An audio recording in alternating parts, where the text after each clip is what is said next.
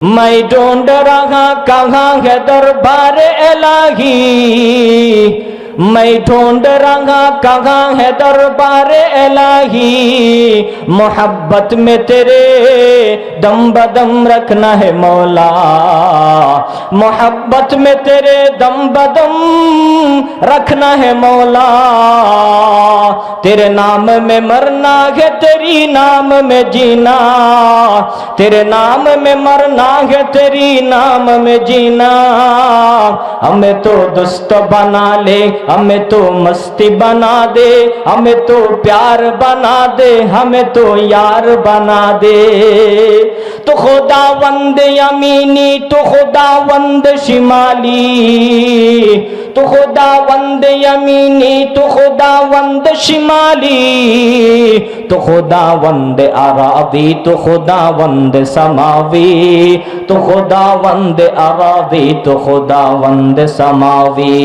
तो खुदा मालिक फिरदौस, खुदा खालिक तो नार, तो नफरमान के रहमान, तो गुनहगार के गफ्फार, तो नफरमान के रहमान, तो गुनहगार के गफ्फार।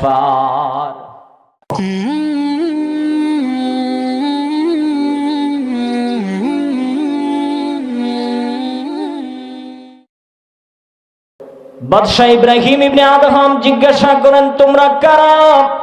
প্রতিদিন আমি যখনই ঘুমানোর জন্য আসি তখনই তোমরা আমার ঘুমের ডিস্টার্ব করো। তোমরা কারা? তোমরা কিসের জন্য এই বঙ্গভবনের উপরে দৌড়াদৌড়ি করছো? ওই দুই ব্যক্তি ডেকে বলে, বাদশাহ, আমাদের একটা ঘোড়া হারানো গেছে, ঘোড়াটা খোঁজার জন্য আমরা প্রতিদিন আপনার এই ছাদের উপরে দৌড়াদৌড়ি করি। বাদশাহ বললেন, বুকার দল, ঘোড়া হারানো গেছে কোন জঙ্গলে যাইবা, ঘোড়া হারানো গেছে কোন মাঠে গিয়া তালাশ করবা। বলখের বাদশাহ ইব্রাহিম ইবনে আদহামের ছাদের উপরে কি ঘোড়া পাওয়া যায় নাকি বুকার দল? ওই দুই লোক ডাক দিয়া বলেন, বাদশাহ মহোদয়, আমরা যদি বোকা হয় আপনি আরো বড় বোকা। আপনি এই রাত প্রাসাদের মধ্যে শুয়া শুয়া আল্লাহকে খুঁজতে চান, আল্লাহকে পাইতে চান, রাজপ্রাসাদের উপর শুয়া শুয়া আল্লাহকে পাইতে চান।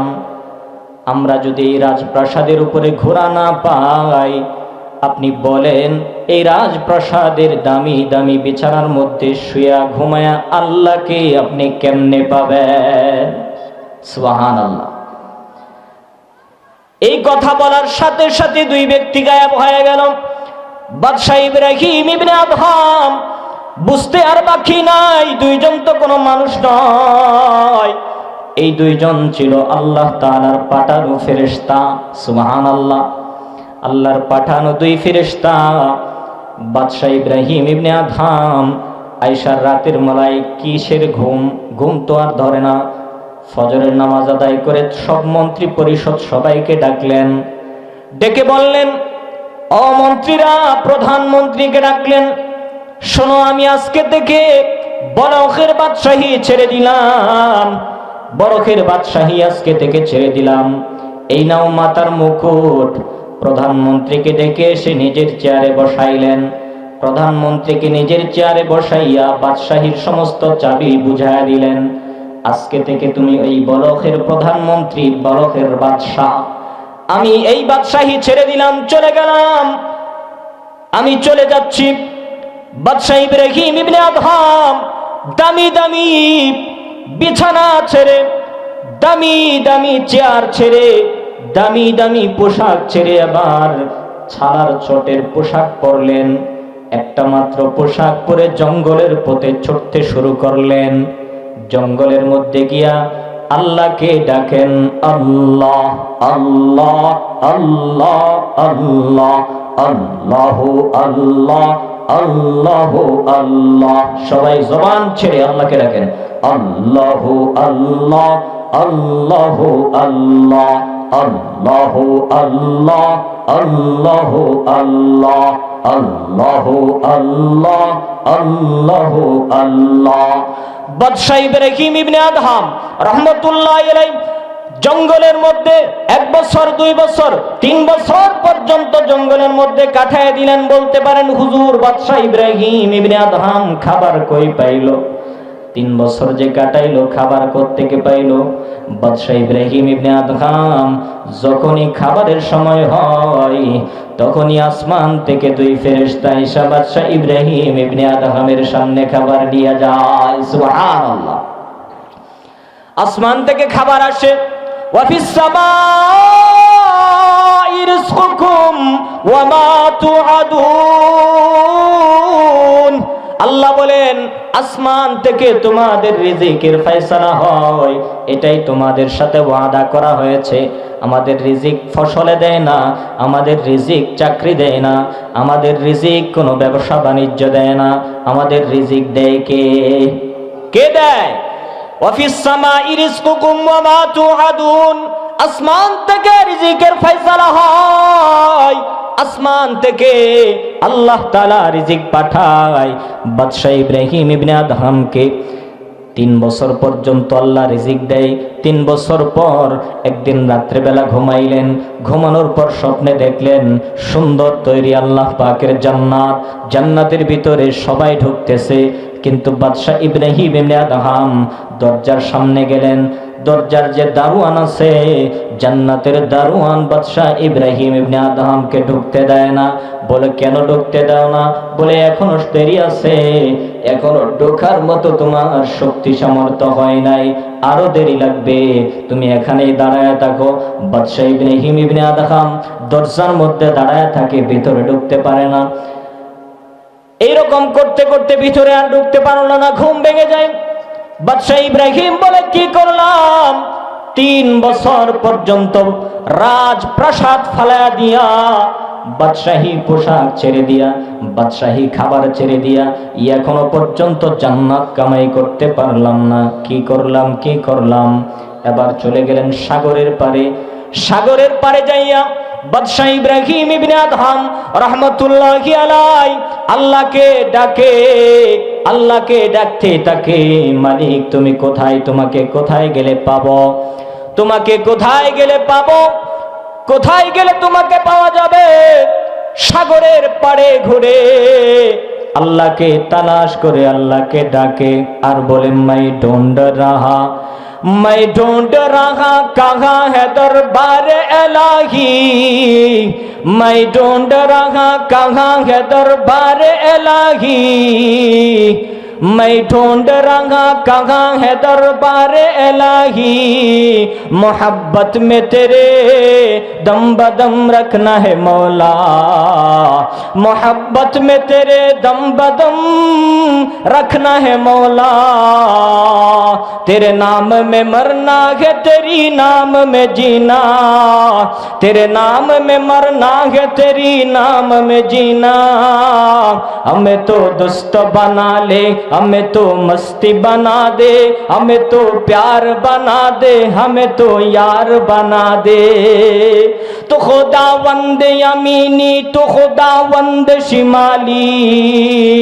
तो खुदावंद यमीनी तो खुदावंद शिमाली, तो खुदावंद अरादी तो खुदावंद समावी, तो खुदावंद अरादी तो खुदावंद समावी, तो खुदा मालिक फिरदौस खुदा खालिक तो नार, तो नफरमान के रहमान तो गुनाहगार के गफ्फार, तो नफरमान के रहमान तो गुनाहगार के गफ्फार।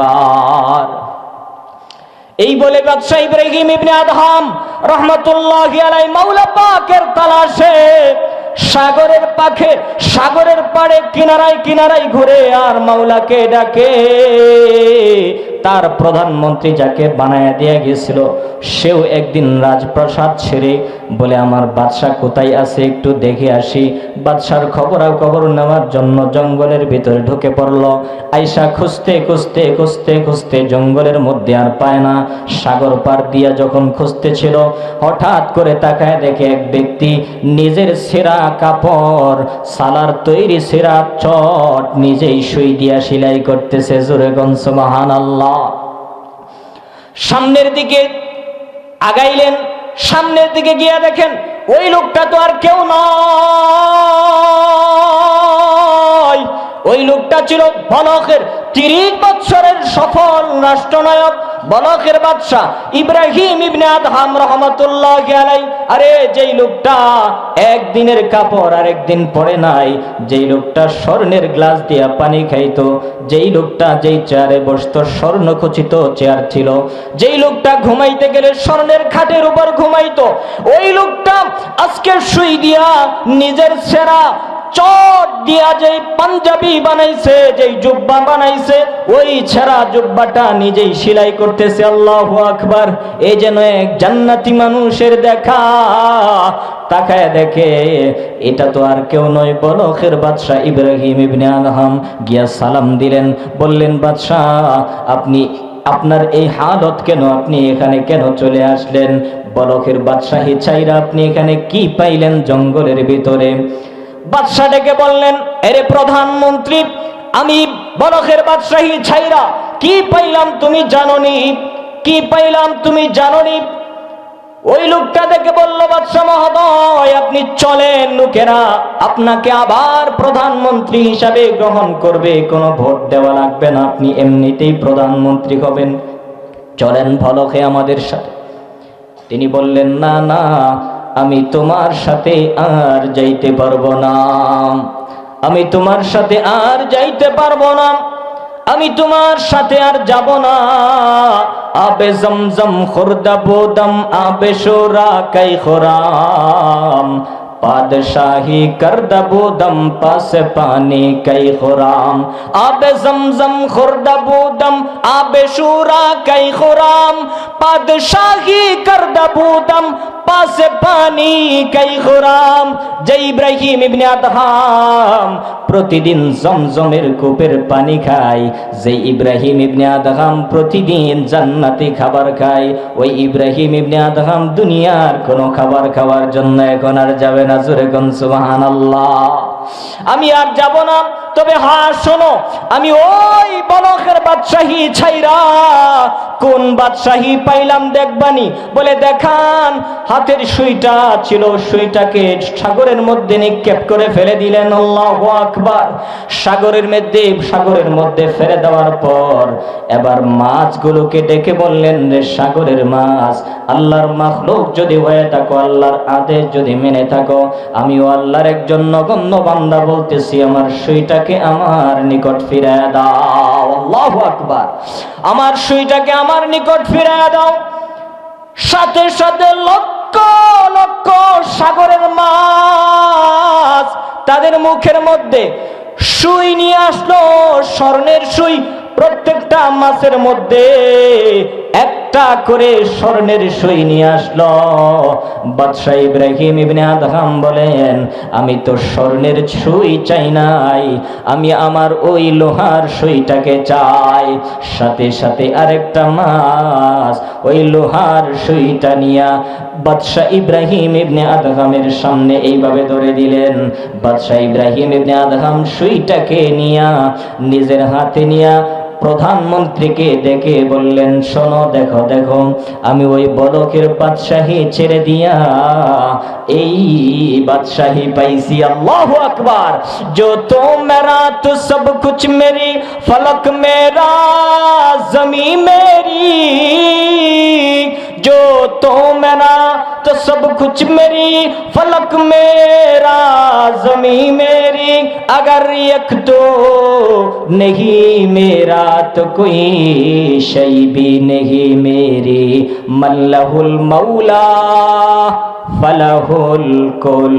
যার হবে রব তার হবে সব। কথা বলেন ঠিক কিনা? যার আল্লাহ হয়ে যায় তার পৃথিবীর সব কিছু হয়ে যায়, পৃথিবীর সমস্ত মাখলুকাত তার কথা মানে। বাদশা ইব্রাহিম ইবনে আদহাম আল্লাহকে পাওয়ার জন্য রাজপ্রাসাদ ছেড়ে দিয়েছে। আমরা কি একদিনের জন্য আল্লাহকে পাইতে আমাদের সাদের বিছানা, সাদের স্ত্রী, আমাদের খাট, আমাদের বিছানা ছাড়তে পারবো কি পারবো না? পারবো কি পারবো না?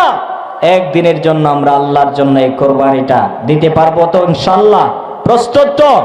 আল্লাহ তাআলা আমাদের সবাইকে বাদশা ইব্রাহিমের মতো আমাদের সকলকে আল্লাহ পাওয়ার রাস্তা সহজ করে দেন। সকলে পড়ি আমিন।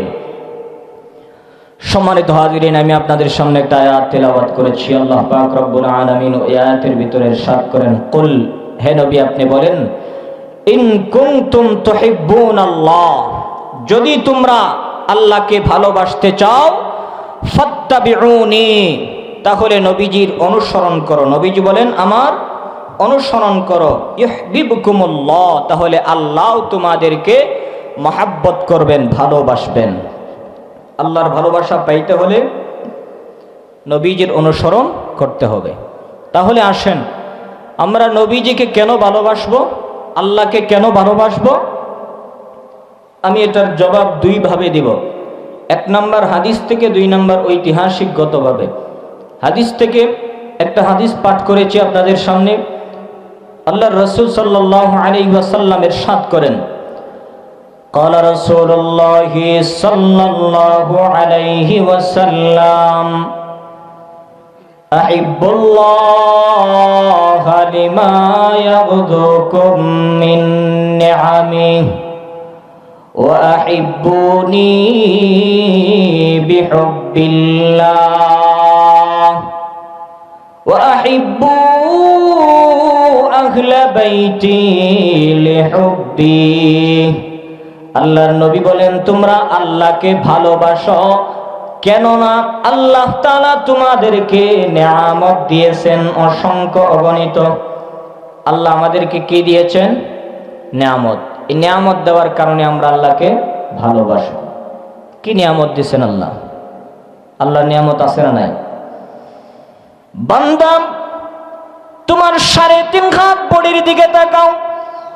এই ছোট্ট বডিটার মধ্যে, ছোট্ট দেহের ভিতরে আল্লাহ তাআলা তোমার দামি। 2 নাম্বার হচ্ছে কামাল। তার ভিতরে যদি কোনো পরিপূর্ণতা থাকে, তার ভিতরে সম্পদের দিক দিয়ে পরিপূর্ণতা, ইলমের দিক দিয়ে পরিপূর্ণতা, এরকম যদি কোনো পরিপূর্ণতা পাওয়া যায় তাহলে লোকজন তাকে ভালোবাসে। 3 নাম্বার হচ্ছে ইহসান। সে যদি মানুষের উপর দয়া করে, ইহসান করে, তাকে মানুষ ভালোবাসে। 4 নাম্বার হচ্ছে কারাবত, আত্মীয়তার সম্পর্ক। নিকট আত্মীয় যদি হয়, আত্মীয়তা রক্তের সূত্রে যদি আত্মীয় হয়, অথবা অন্য কোন সূত্রে যদি সে আত্মীয় হয়, লোকজন তাকে ভালোবাসে, মহব্বত করে। এই 4টা গুণের কারণে একজন মানুষ আর একজন মানুষকে ভালোবাসে। এটা পৃথিবীর ইতিহাস বিশারদগণ বলেছেন। এর মধ্যে 1 নাম্বার হচ্ছে সৌন্দর্য। সৌন্দর্যের কারণে একজন মানুষ আর একজন মানুষকে ভালোবাসে, মহব্বত করে। পৃথিবীতে দেখা যায় একটা মেয়ে যদি সুন্দর হয়, তাকে একটা ছেলে ভালোবাসে, প্রেম করে তার সাথে ভালোবাসে। কেন প্রেম করলা, কেন তাকে ভালোবাসলা, মহব্বত করলা? বলে মেয়েটা সুন্দরী, মেয়েটা সুন্দরী কারণেই তাকে ভালোবেসেছি। ওই এক পর্যায়ে দেখা যায় ওই মেয়েটাকে না পাওয়ার কারণে ছেলেটা তার জীবন দিয়ে দেয়। একটা মেয়ের সৌন্দর্যের কারণে সে আত্মহত্যা করে তার জীবনটা দিয়ে দেয়। আমার নবী কেমন সুন্দর ছিল রে মুসলমান! আমার নবী এতটাই সুন্দর ছিল, দুনিয়ার একজন মহিলার প্রেমে পড়ে যদি একজন পুরুষ জীবন দিতে পারে, আমার নবী তো শুধুমাত্র মানুষের মতো সুন্দর ছিল না। আম্মা জান আয়েশা সিদ্দিকা রাদিয়াল্লাহু তাআলা আনহা বলেন, আম্মা জান আয়েশা বলেন, লানা শামসুন ওয়ালিল আফাকি শামসুন। এ পৃথিবীর মানুষ, তোমাদের জন্য একটা সূর্য আছে, আর আমি আয়েশার জন্য একটা সূর্য আছে। আমি আয়েশার সূর্যটা প্রতিদিন ইশার নামাজের পর উদয় হয়, আর পৃথিবীর সূর্য উদয় হয় ফজরের নামাজের পর। তার মানে বোঝা যায় আমার নবী ছিলেন সূর্যের চাইতেও সুন্দর। জোরে কোন সুবহানাল্লাহ। এ পৃথিবীর মুসলমান, আম্মা জান আয়েশা সিদ্দিকা রাদিয়াল্লাহু তাআলা আনহা বলেন, আমার নবী সূর্যের চাইতেও সুন্দর ছিলেন। আল্লাহু আকবার। নবীর এক সাহাবী হযরত জাবির ইবনে সামুরা রাদিয়াল্লাহু তাআলা আনহুর হাদিস শোনাচ্ছি। আন জাবির ইবনে সামুরা রাদিয়াল্লাহু তাআলা আনহু قال রাআইতু রাসূলুল্লাহ সাল্লাল্লাহু আলাইহি ওয়াসাল্লাম ফি লাইলাতিন আযহিয়াত। হযরত জাবির ইবনে সামুরা বলেন, আমি আমার নবীকে চন্দ্র রজনী রজনীতে দেখেছি। মনে মনে ভেবালাম, মনে মনে ভাবতে লাগলাম, নবীজিকে হয়তো পাই, চাঁদকে পাই না, অথবা চাঁদকে পাই, নবীজিকে পাই না। আজকে দুইটাকে একসাথে পেয়েছি, এবার কম্প্রোমাইজ করব, এবার তুলনা করব, কে বেশি সুন্দর, আমার নবী বেশি সুন্দর না চাঁদ বেশি সুন্দর? এবার জাবির ইবনে সামুরা বলেন, ফাজআলতু আনজুরু ইলাইহি ওয়া ইলাল কামার, আমি একবার চাঁদের দিকে তাকাই, আরেকবার আমার নবীর চেহারার দিকে তাকাই, একবার চাঁদের দিকে তাকাই, আরেকবার আমার নবীর চেহারার দিকে তাকাই। ফাজআলতু আনজুরু ইলাইহি ওয়া ইলাল কামার, একবার আমার নবীর চাঁদের দিকে তাকাই, দেখলাম চাঁদ বেশি সুন্দর নাকি আমার নবীর চেহারা বেশি সুন্দর। একটা পর্যায়ে এমন হলো, আমি আবার সিদ্ধান্ত নিতে বাধ্য হলাম, ফাইদা হুয়া আহসানু মিনাল কামার, আমার নবী চাঁদের চাইতেও আমার কাছে সুন্দর মনে হয়। যেরকম সুবহানাল্লাহ। তার মানে আমার নবী সূর্যের চাইতেও সুন্দর, চাঁদের চাইতেও সুন্দর। পৃথিবীর কোনো মহিলা চন্দ্রের মতো সুন্দর হতে পারে না, পৃথিবীর কোনো মানুষ সূর্যের মতো সুন্দর হতে পারে না। একটা মেয়ের জন্য যদি আমি আমার জীবন বিলিয়ে দিতে পারি, একটা মেয়ের প্রেমে পড়ে, ভালোবাসায় পড়ে, তার সৌন্দর্যের প্রতি আকৃষ্ট হয়ে যদি আমার জীবন দিয়ে দিতে পারি, যদি একটা যুবক তার জীবনটা বিলিয়ে দিতে পারে, তাহলে আমার নবী তো চাঁদের চাইতেও বেশি সুন্দর। আমার নবীর জন্য একবার নয়, দুইবার নয়, 1000 বার আমরা জীবন দিতে প্রস্তুত। কথা বলেন ঠিক কিনা? আমার নবী চাঁদের চাইতেও সুন্দর ছিলেন। আমার নবীর এক সাহাবী হযরত হাসান ইবনে সাবিত রাদিয়াল্লাহু তাআলা আনহু, শায়রে রাসূল যাকে বলা হয়, হাসান ইবনে সাবিত রাদিয়াল্লাহু তাআলা আনহু নবীজির কাছে এসে বলেন, ইয়া রাসূলুল্লাহ, ওগো নবীজি, আমি আপনাকে দেখে দুইটা কবিতা বলতে চাই। পৃথিবীতে কবিতা তো অনেক কিছু বানাইছি, কিন্তু আপনাকে নিয়ে দুইটা লাইন কবিতা আমি লিখেছি, আপনাকে শোনাইব নাকি? আল্লাহর নবী বললেন, রে সাবিত, কি বানাইছো শোনো। হযরত হাসান বিন সাবিত রাদিয়াল্লাহু তাআলা আনহু নবীজিকে নিয়ে কবিতা বানায়, ওয়া আহসানু মিন কালাম তারাকাতু আইনি ওয়া আজমালু মিন কালাম তালিদিন নিসাউ খুলিকতা মুবাররাআম মিন কুল্লি আইবিন কাআন্নাকা কাদ কামা তাশাউ। আল্লাহু আকবার। হযরত হাসান বিন সাবিত বলেন, ইয়া রাসূলুল্লাহ, ইয়া হাবিবাল্লাহ, ইয়া রাসূলুল্লাহ, ইয়া হাবিবাল্লাহ, আপনার মতো সুন্দর চেহারা আমার এই দুই চোখ কখনো দেখে নাই। আপনার মতো সুন্দর চেহারার মানুষ আমার এই দুই চোখ কখনো দেখে নাই। আপনার মতো সুন্দর সুশ্রী মানুষ পৃথিবীর কোনো মহিলা জন্ম দেয় নাই। পৃথিবীর কোন মহিলা আপনার মতো সুশ্রী মানুষ জন্ম দেয় নাই। আপনার মতো সুশ্রী মানুষ পৃথিবীর কোন মহিলা জন্ম দেয় নাই। কান্নাকা কদ খুলিকতা কামা তাশাউ।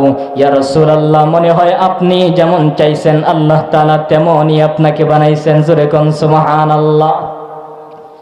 আপনাকে আমাকে আল্লাহ বানাইছেন আল্লাহর পছন্দ অনুযায়ী। ফেরেশতারা বানাইছে, আল্লাহ আদেশ করেছেন, আল্লাহর পছন্দ অনুযায়ী বানাইছেন। নবীজির সাহাবী হযরত হাসান বিন সাবিত রাদিয়াল্লাহু তাআলা আনহুর কথা অনুযায়ী বোঝা যায় আল্লাহর নবীকে এমন ভাবে বানাইছেন যেমন নবী আমার চাইছেন তেমনই বানাইছেন। জোরে কোন সুবহানাল্লাহ।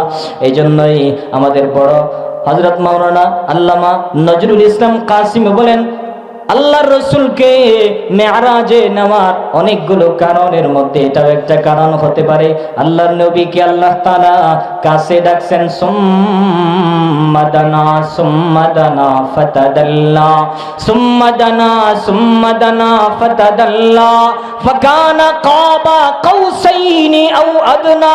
নবীজিকে মেরাজের মধ্যে নিয়া আল্লাহ তাআলা এত কাছে বসাইছেন, এত কাছে বসাইছেন, এত কাছে নিছেন, এত নিকটে নিছেন যে বিগত 1 হাত বা 2 হাত মাঝখানে জায়গা ছিল। সুবহানাল্লাহ, সুবহানাল্লাহ। 1 হাত বা 2 হাত জায়গা ছিল।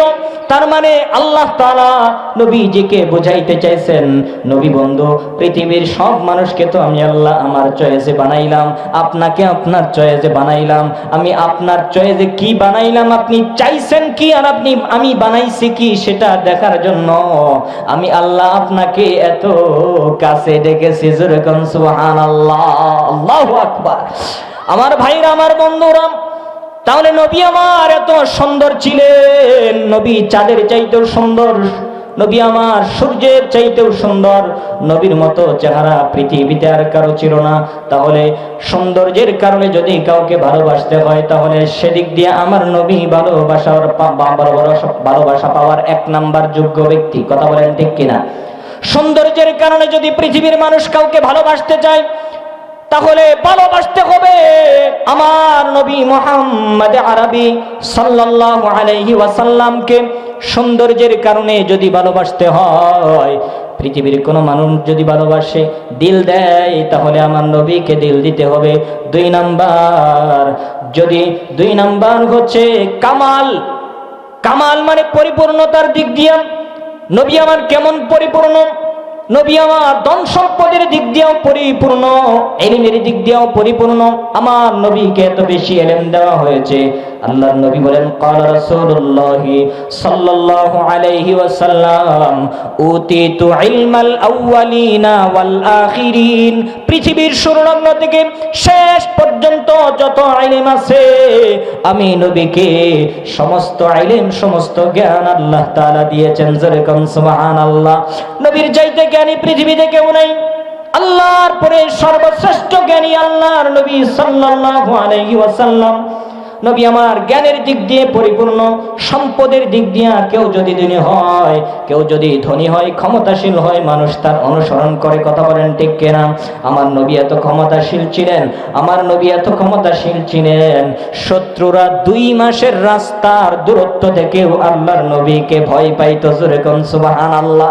2 মাসের রাস্তার দূরত্ব, এত দূর থেকেও আমার নবীকে ভয় পাইত। সুবহানাল্লাহ।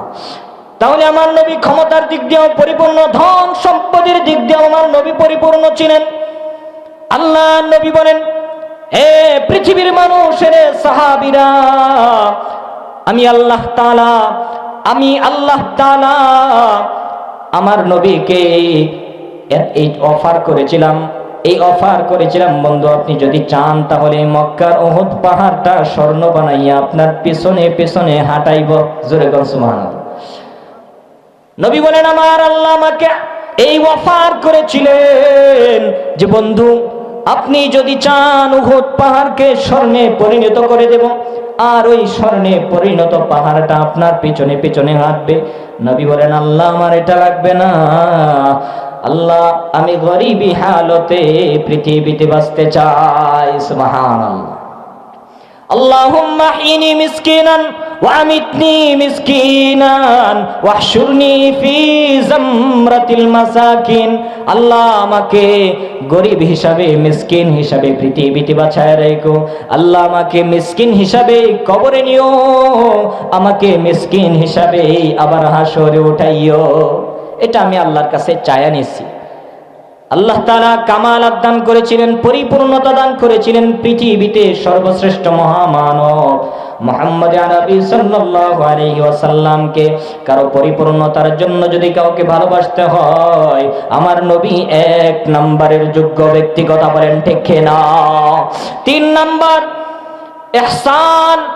ইহসানের কারণে কেউ যদি কারো প্রতি ইহসান করে, সে তার গোলাম হয়ে যায়, তার কথা মানতে বাধ্য হয়। কথা বলেন ঠিক কিনা?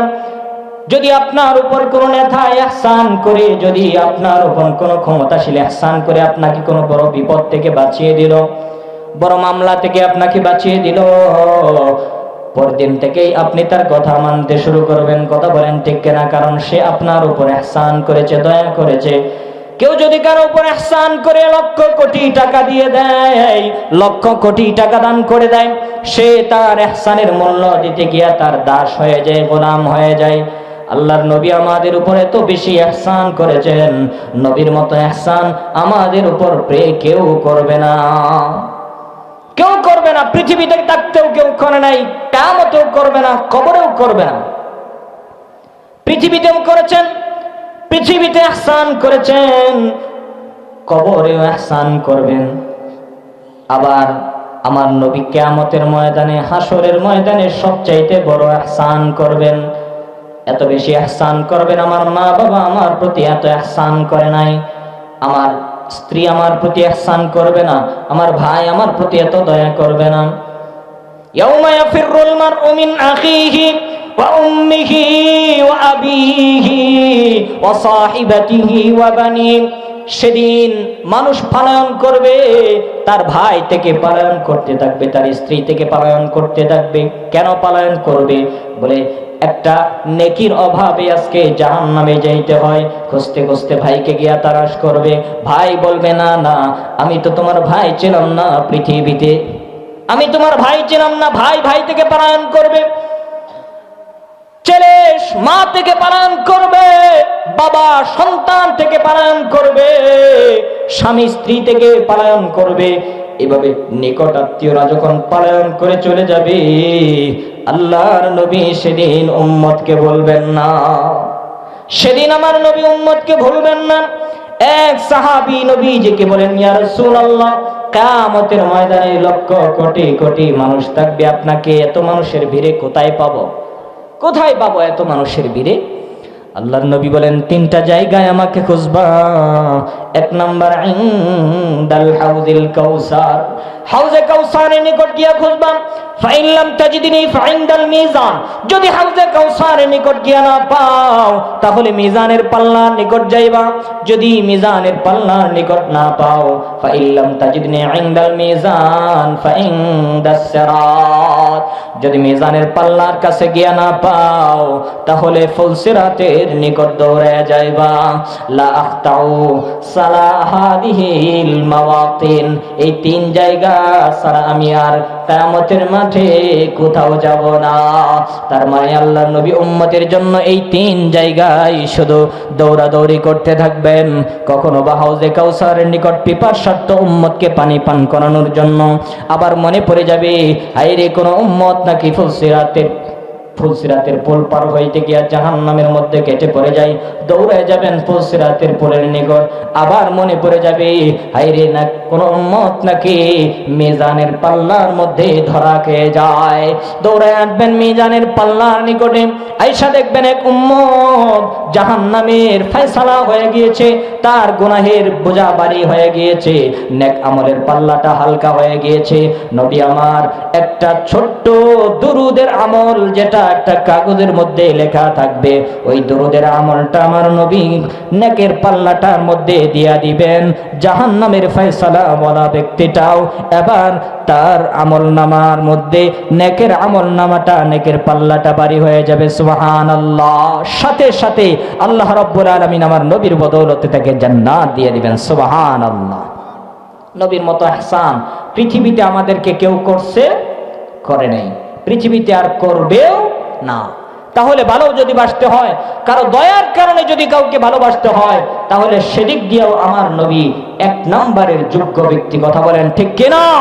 আল্লাহ সুবহানাহু ওয়া তাআলা আমাদের সকলকে কথাগুলো বুঝার এবং আমল করার তৌফিক দান করেন। সকলে বলি আমিন। আমাদের দিলের ভিতরে নবীর প্রেম, আমাদের দিলের ভিতরে নবীর প্রেম এবং ভালোবাসা দিয়ে আমাদের সকলের দিলকে ভরে দেন। সকলে বলে আমিন। শেষ পর্যন্ত যারা আছেন, আমি সবার জন্য মন খুলে দোয়া করব, আল্লাহ রাব্বুল আলামিন যেন আপনাদেরকে, আল্লাহ তাআলা এই মাহফিলকে উসিলা করে আপনাদের জিন্দেগীর গুনাহগুলো মাফ করে দেন। দোয়া করব আপনাদের জন্য। আল্লাহ সুবহানাহু ওয়া তাআলা আমাদেরকে তৌফিক দান করেন। ওয়া মা আলাইনা ইল্লাল বালাগ।